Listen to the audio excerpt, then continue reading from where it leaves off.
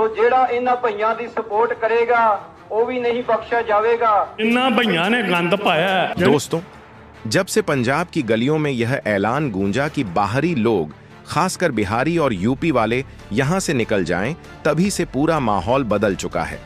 आज हम उसी मुद्दे पर चर्चा करने जा रहे हैं जिसने पूरे देश में बहस को जन्म दे दिया है।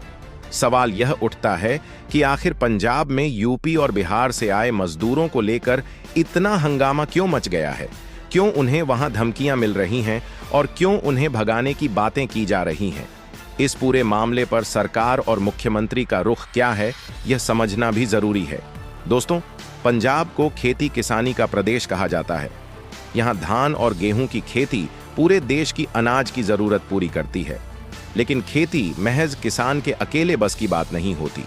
खेत जोतने, बुवाई करने, कटाई करने और अनाज को मंडी तक पहुंचाने के हर काम के लिए मजदूरों की जरूरत पड़ती है। यही कारण है कि सालों से यूपी और बिहार के हजारों लाखों मजदूर पंजाब आते रहे हैं। खेतों से लेकर ईंट भट्टों, मंडियों और छोटे बड़े कारोबारों तक इन्हें रीढ़ की हड्डी माना जाता है। लेकिन पिछले कुछ दिनों में हालात बदलते दिखाई दे रहे हैं। पंजाब के कई हिस्सों से यह आवाज उठ रही है कि बाहर से आने वाले मजदूर स्थानीय युवाओं की नौकरी छीन रहे हैं। कई जगह संगठनों ने विरोध किया, कहीं पोस्टर लगे, कहीं पंचायतें बुलाई गईं और कई जगह धमकियों की खबरें तक सामने आईं। अब सवाल है कि क्या सचमुच पंजाब के युवाओं का रोजगार छीना जा रहा है? असलियत यह है कि पंजाब के ज्यादातर नौजवान खेती में हाथ बंटाना ही नहीं चाहते। उनकी सोच सरकारी नौकरी, विदेश जाना या शहरों में अच्छी नौकरी तलाशने की ओर ज्यादा है। खेतों में कड़ी धूप सहना, पसीना बहाना और दिन भर की मेहनत करना उन्हें रास नहीं आता। यही जगह यूपी बिहार से आए मजदूर भरते हैं।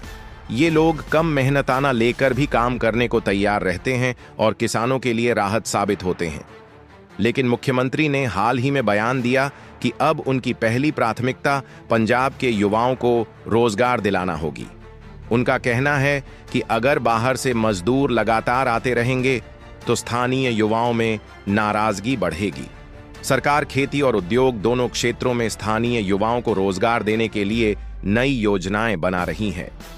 इस बयान के बाद विवाद और गहरा गया। मजदूरों में डर का माहौल फैल गया और कई लोगों ने अपने परिवारों के साथ घर वापसी शुरू कर दी। रेलवे स्टेशनों और बस अड्डों पर वापस लौटते मजदूरों की भीड़ दिखाई देने लगी। उनका कहना था कि डर के साए में काम करना असंभव है। अब यह मुद्दा केवल मजदूरी का नहीं बल्कि राजनीति का भी बन गया है। विपक्ष लगातार सरकार पर हमले कर रहा है। उनका कहना है कि अगर यूपी बिहार के मजदूर वापस चले गए तो पंजाब की खेती पूरी तरह ठप हो जाएगी। किसानों ने भी साफ कहा है कि अगर मजदूरों की कमी हुई तो समय पर फसल काटना और बुवाई करना मुमकिन ही नहीं होगा। दोस्तों, अगर हम जड़ तक जाएं तो असली समस्या बेरोजगारी है। पंजाब में लंबे समय से यह मुद्दा सबसे गरमाया हुआ है। हर चुनाव में यह सवाल उठता है कि युवाओं को रोजगार क्यों नहीं मिल रहा। ऐसे में बाहर से आने वाले मजदूर आसान निशाना बन जाते हैं। मुख्यमंत्री के बयान से भी यही संदेश गया कि रोजगार सबसे पहले पंजाब के युवाओं को मिलेगा। बाहर वालों पर पूरी तरह रोक नहीं होगी, लेकिन प्राथमिकता अपने लोगों को दी जाएगी। इसी कारण गांव-गांव और सोशल मीडिया तक यह चर्चा का सबसे बड़ा विषय बन चुका है। अब अगर यूपी और बिहार से आए मजदूरों की बात करें तो उनकी कहानी बिल्कुल अलग है। कई मजदूर बताते हैं कि वे 20-25 साल से पंजाब आकर खेती में हाथ बंटा रहे हैं। कई के तो बच्चे यहीं बड़े हो गए हैं। लेकिन अचानक अब उनसे कहा जा रहा है कि यहां से चले जाओ। उनका कहना है कि अगर वे न हों तो किसानों के पास खेत संभालने का समय ही नहीं रहेगा। किसान संगठन भी सरकार से मांग कर रहे हैं कि बाहर से आए मजदूरों को सुरक्षा और सम्मान दिया जाए। दोस्तों, यह कोई छोटा मामला नहीं है, बल्कि राजनीति से कहीं बड़ा मुद्दा है। अगर ये मजदूर न रहे तो पंजाब की हरी भरी तस्वीर ही बदल जाएगी। मगर राजनीतिक दल बयानबाजी से बाज नहीं आ रहे। विपक्ष कह रहा है कि सरकार असली मुद्दों से ध्यान भटकाने के लिए मजदूरों का मुद्दा उठा रही है। बेरोजगारी की असली वजह है शिक्षा व्यवस्था की कमी और उद्योगों का लगातार पलायन। गांवों में भी अब यह बहस चरम पर है। किसान मजदूरों का साथ दे रहे हैं, जबकि स्थानीय युवा कह रहे हैं कि अब बाहर वालों पर निर्भरता खत्म करनी होगी। मजदूर संगठनों ने चेतावनी दी है कि अगर उन्हें सुरक्षा नहीं मिली तो वे बड़े पैमाने पर पलायन करेंगे, और अगर ऐसा हुआ तो इसका असर सिर्फ पंजाब पर नहीं बल्कि पूरे देश की मंडियों पर पड़ेगा। आप जानते ही हैं कि पंजाब की फसल दिल्ली, हरियाणा और उत्तर भारत के कई राज्यों तक जाती है। अगर समय पर बुवाई और कटाई न हो सकी तो अनाज की सप्लाई सीधे प्रभावित होगी। इसका असर महंगाई पर पड़ेगा और आम आदमी को रोटी महंगी मिलनी तय है। यह विवाद दरअसल पूरे देश से जुड़ा हुआ है। भारत में हमेशा से लोग रोजगार की तलाश में एक राज्य से दूसरे राज्य जाते रहे हैं। दिल्ली में बड़ी संख्या में यूपी बिहार के लोग रिक्शा चलाते हैं। मुंबई की फैक्ट्रियों और निर्माण स्थलों पर वही मजदूरी करते हैं, और केरल तमिलनाडु तक में यूपी बिहार के कामगार मिल जाते हैं। अब सोचिए, अगर हर राज्य यह कहना शुरू कर दे कि बाहर के लोग यहां काम नहीं करेंगे तो देश की अर्थव्यवस्था कैसे आगे बढ़ेगी। यही वजह है कि यह विवाद केवल पंजाब तक सीमित नहीं रहेगा। धीरे धीरे इसका असर दूसरे राज्यों पर भी पड़ सकता है। पंजाब सरकार ने साफ किया है कि वे स्थानीय युवाओं को ट्रेनिंग देकर खेती, उद्योग और सेवा क्षेत्र में रोजगार देने की कोशिश करेंगे। लेकिन बड़ा सवाल यह है कि क्या यह सब इतनी जल्दी संभव हो पाएगा।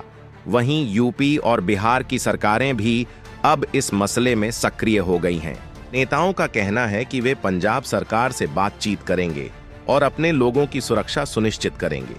दूसरी ओर फैक्ट्रियों और ईंट भट्टों में मजदूरों की कमी महसूस होने लगी है। अगर मजदूर पूरी तरह पंजाब छोड़ देंगे तो प्रदेश का कारोबार और उद्योग धंधे पूरी तरह से ठप हो जाएंगे। लेकिन इस समस्या का हल निकालने की बजाय राजनीतिक पार्टियां अपनी अपनी साख बचाने में लगी हुई हैं। कुछ विपक्षी दल प्रवासियों के समर्थन में खड़े हैं, जबकि कुछ स्थानीय लोगों की तरफदारी करते हुए सरकार पर दबाव बना रहे हैं कि बाहर वालों को सीमित किया जाए। मुख्यमंत्री ने भी साफ कहा है कि प्रवासियों को रोजगार तो मिलेगा, लेकिन सीमित रूप में, जबकि स्थानीय युवाओं को प्राथमिकता दी जाएगी। यही कारण है कि प्रवासी मजदूर भी चुप नहीं बैठे। उन्होंने अपने अपने राज्यों की सरकारों से गुहार लगाई है कि वे आगे आएं, न सिर्फ उन्हें सुरक्षा दें बल्कि रोजी रोटी का भरोसा भी दिलाएं। वहीं जो मजदूर संगठन अभी भी पंजाब में मौजूद हैं, उन्होंने चेतावनी दी है कि अगर सुरक्षा का पुख्ता इंतजाम नहीं किया गया तो वे भी पंजाब छोड़ देंगे। अगर ऐसा हुआ तो पंजाब की अर्थव्यवस्था गहरे संकट में फंस जाएगी। यहां का हाल बुरा होगा ही, लेकिन असर पूरे भारत पर पड़ेगा। पंजाब की फसलें दिल्ली, हरियाणा और उत्तर भारत के कई हिस्सों तक जाती हैं। यह अनाज सिर्फ लोगों का पेट भरता ही नहीं, बल्कि कई लोग इन्हें बेचकर अपनी जीविका भी कमाते हैं। अगर पंजाब में बुवाई और कटाई प्रभावित हुई तो इन राज्यों में फसलों की किल्लत बढ़ जाएगी। हरित क्रांति के बाद पंजाब को भारत का अन्न भंडार कहा जाने लगा है। देश की खाद्य सुरक्षा में इसका अहम योगदान है। यही प्रदेश 31% चावल और 46% गेहूं देश को मुहैया कराता है। इतना ही नहीं, इसे भारत की 16वीं सबसे बड़ी राज्य अर्थव्यवस्था भी माना जाता है।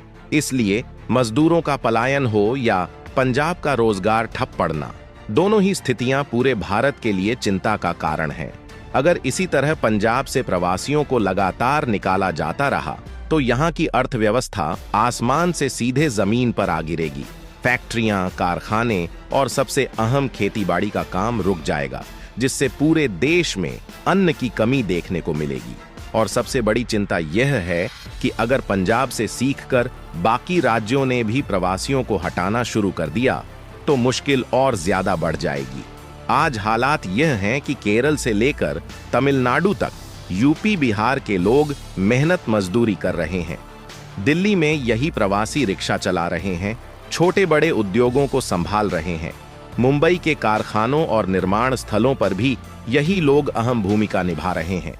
यानी भारत के लगभग सभी राज्यों में दूसरे राज्यों के प्रवासी काम कर रहे हैं। ऐसे में उन्हें बाहर निकालना सीधा देश की अर्थव्यवस्था को चोट पहुंचाना और लाखों करोड़ों लोगों को बेरोजगार करना होगा। इसलिए यह मसला अब सिर्फ पंजाब का नहीं रह गया है, बल्कि पूरे भारत के लिए चिंता का विषय बन गया है। यूपी और बिहार की सरकारें भी अपने लोगों के समर्थन में कदम उठाती नजर आ रही हैं और पंजाब सरकार से बातचीत कर समाधान खोजने की कोशिश में है। हालांकि यह विवाद कब शांत होगा, यह तो वक्त ही बताएगा। लेकिन आप क्या सोचते हैं? क्या प्रवासियों को निकाल देना सही है? अपनी राय हमें कमेंट में जरूर बताएं और अगर वीडियो अच्छी लगी हो तो इसे लाइक और दोस्तों के साथ शेयर करना न भूलें। अगर आप चैनल पर नए हैं तो सब्सक्राइब जरूर करें ताकि ऐसी ही जानकारी भरी वीडियो आप तक लगातार पहुंचती रहें।